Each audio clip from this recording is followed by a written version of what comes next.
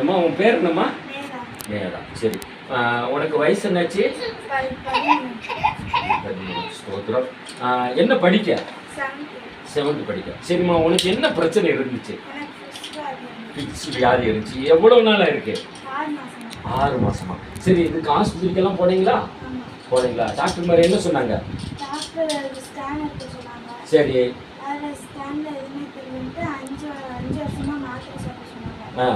அவ்வளோதான். ஸ்கேன் ரிப்போர்ட்டும் ஒன்றுமே இல்லை, மாத்திரை மட்டும் சாப்பிடுங்கன்னு எழுதி கொடுத்துட்டாங்க.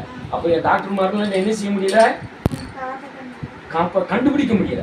அப்படித்தானே?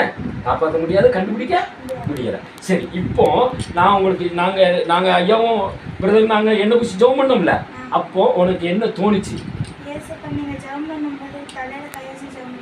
ஆமா,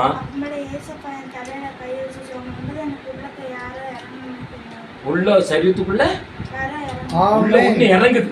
ஏதோ பரிசுத்த ஆவியானவர் ஏசப்பா உங்களை தொட்டிருக்காரு, உள்ள ஏதோ ஒண்ணு இறங்குது. அப்போ உங்க உடம்புல இருந்து என்ன செஞ்சிச்சு?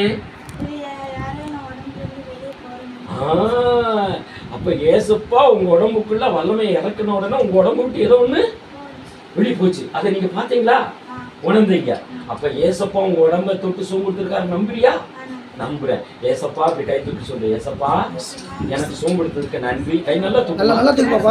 மேல ஃபேன் இருக்கு, ஏசப்பா நம்முடைய ரத்தத்தால் எனக்கு சோம்படுத்ததுக்கு நன்றி.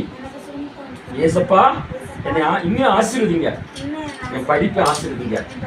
இயேசுவின் நாமத்தில் கேட்கிறேன் பிதாவே, ஆமே. அம்மா, இது யாருமா? உங்க பொண்ணு. சரி, இந்த பிள்ளைக்கு எவ்வளவு நாளா இந்த பிரச்சனை இருக்கு? 6 மாசமா. அப்ப நீங்க இந்த 6 மாசமா இந்த பிள்ளைக்கு என்ன பிரச்சனையா இருக்குது? வரும், திடீர்னு வரும். சரி, ஸ்கூல்ல இருந்தாலுமே திடீர்னு பதறிதான் இருப்பேன் நான்லாம். சரி, பல தடவை வந்து போயிருக்கு. எப்ப வேணாலும் வருது. எப்ப வருதுன்னே சொல்ல முடியாது. இதுக்கெல்லாம் டாக்டர் எல்லாம் நீங்க கூட்டு போனீங்களா? கூட்டு போய் ஸ்கேன் எடுத்து எல்லாம் எடுத்தோம். அவங்க எதுவுமே ஸ்கேன்ல ஒண்ணுமே இல்லைன்னு தான் சொன்னாங்க. ஒண்ணுமே இல்லை. அப்ப டாக்டர்னால ஒண்ணும் கண்டுபிடிக்க முடியல. இப்போ நீங்க பைபிள் வாசித்தீங்கல்ல, மார்க் 9ஆம் அதிகாரம் படிச்சீங்களா? 15ல இருந்து. அது என்ன ஆவி? இது அசுத்தாவின்னு பைபிள்ல படிச்சீங்கல்ல. இப்போ உங்க பொண்ணு ஜெபம் பண்ணும்போது என்ன சொல்லிச்சு? நம்ம என்ன குறிச்சு ஜெபம் பண்ணோன்னே அவ உடம்பு விட்டு ஏதோ ஒரு ஆவி போயிடுச்சுன்னு யார் சொல்றா? பொண்ணு சொல்றா. அப்ப அந்த உடம்புக்குள்ள என்ன போய் தொட்டவுடனே என்ன போயிடுச்சுன்னு சொல்றா? போயிடுச்சுன்னா அப்போ அவங்க தொடும்போது உடம்புக்குள்ள என்ன போச்சுன்னா